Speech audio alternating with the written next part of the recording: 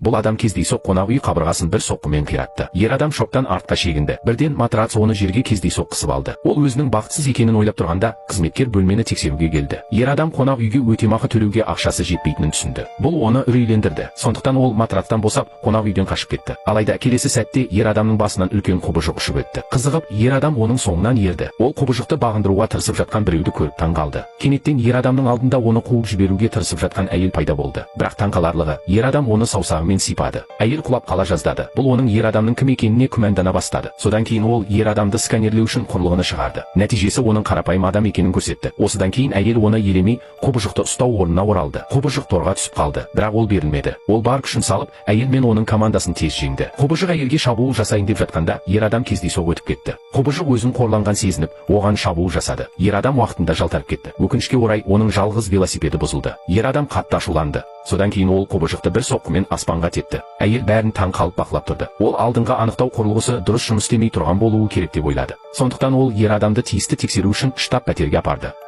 Штаб бастығы ер адамды анықтау құрылғысының алдына алып келді.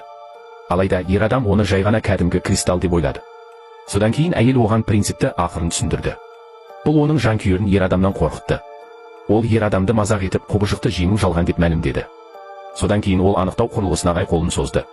Келесі сәтте жанкүйердің артында үлкен тасбақа тәрізді елес пайда болды. Бұл ер адамға бұл оның күшінің символы екенін айтты. Ер адам да анықтаудан өте бастады.